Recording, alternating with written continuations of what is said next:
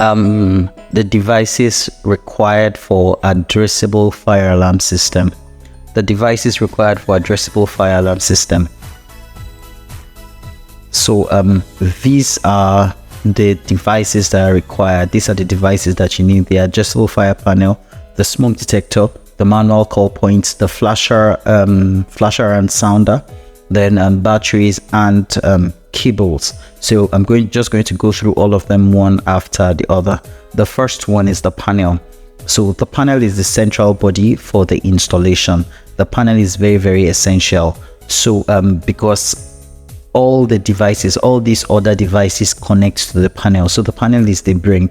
It is the panel that tells all these devices what to do. So the panel tells the smoke detector what to do, the manual call point, the flasher, the batteries, and the cables.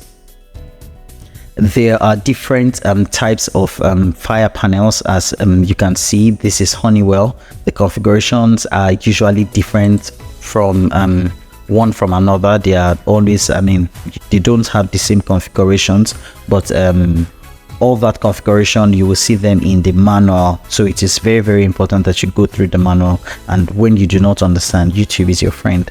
There is always a video on YouTube that tells you how to do it, exactly how to do it, but it is usually straightforward enough. But the common thing with all of them is where cables terminate. So where the cables terminate, there is usually loop in and loop out. So those are the things that you have to look out for. Where your cables terminate, very, very easy. It's always available. And then the loop card, don't worry, we'll talk about that when we're talking about installing, but all that's available. The next device is the smoke detector. So the smoke detectors are the ones that detect the smoke or heat in the building and then tells the panel that, okay, there's a problem. Then the panel triggers the sounders or the other devices that you have. So there are different types of smoke detectors. Now the smoke detector for the adjustable fire alarm is different from the smoke detector of the conventional fire alarm system. Now the reason is because the adjustable fire alarm system is a system that the devices are addressed to a particular location. So for conventional fire alarm, you when a smoke detector sounds, it triggers the panel and tells the panel that it is a particular zone. So you have to go and look for the particular place where the fire is. But with the addressable, it tells you the exact smoke.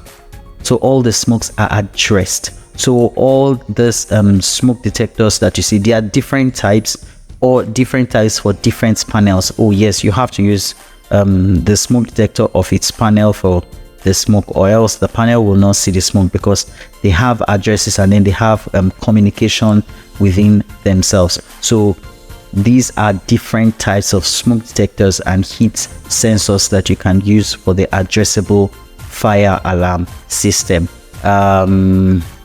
Yeah, that's it. Then the next one is the manual call point. So the manual call point is also linked on the same part. It is a manual call point. So as the smoke detector detects smoke automatically, the manual call point can also be triggered. That is, it will be triggered manually. A person has to go and trigger it manually to inform the panel to trigger the sounders. Let's just take it that way. So when you trigger the manual call point, you are telling it to inform the panel that, okay, there's a fire incident and it should trigger the sounder so that everybody can know. So there are different types of call points as well. So this is a call point that you don't have to press. You push it in or you pull down. But for this particular type, you only have to push in, and this type as well, you open this cover. So some call points have different types of design. As you can see, obviously this has a cover on it, because some people can be very funny. They will just go and play with the call point, a call point like this. I've seen in several situations where, okay, it was a false alarm and it was because somebody went to trigger the call point. These things cannot press itself. Somebody has to press them. I've seen in situations where this is where the problem is and then somebody went to trigger it. So that is the call point for you. They are usually in different designs. That's why there's a glass covering this one. And then the next one is the sounder. The sounder. There are different types of sounders. They are also connected to the panel. It makes noise to inform everybody or to notify the people in the building that there is a fire issue and that they need to evacuate the building. So this is a sounder and a flasher. You can see light here. This is a sounder actually. So a sounder and a flasher. And then this is also another sounder and a flasher with a different color. And then this is a sounder and a flasher as well. So it is not just a sounder, but in some cases you have only the sounder. In some cases you have only the flasher, like what you have over here. This is just a flasher, there is no sounder. But this one sounds and then it flashes. This sounds and it flashes, it has light. So the flashing is for those that are that have hearing issues, so they can see flashing.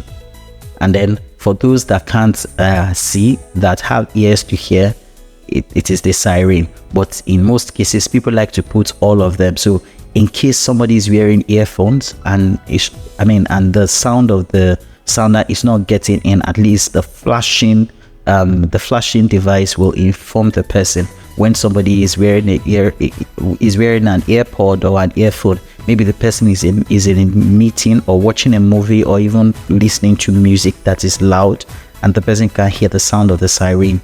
So the flasher is good enough to notify the person that there is an issue. So the next one is the batteries. So the batteries for the fire alarm panel, they are also in different sizes. You can see 12 volts and then 5 amps here. This is another one that is 12 volts and 12 amps here, and then another one which is 12 volt and 17 amps. So you can also see that aside the fact that the amperage is different, you can see that the sizes are different. So some panels have they can take different sizes. So be sure to know what kind of battery that your panel uses. Be sure to know what kind of battery your panel uses. And then finally we have the cable. So the fire resistant cable is what you use for the addressable fire alarm. So there are two types of those fire alarm cables. There is the one that has the flexible cable and the ones that are not flexible. So these are the ones that are not flexible. Both of them work well. And then there are other cables that people use. There are other cables that people use for fire alarm. Yes, they will work. Doesn't mean that these are the only cables that work, but these are the recommended cables. Other cables work. You can use electrical cable. You can even use network cable, even 2-pair, that's telephone cable. You can use it to run your fire alarm. It is just to send current. So it is just to send current. Addressable fire alarm sends about 50 volts.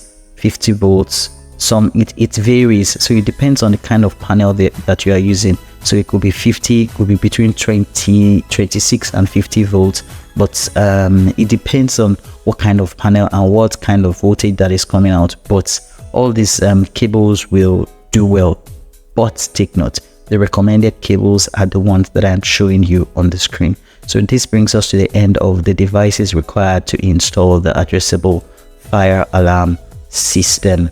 Thank you very much.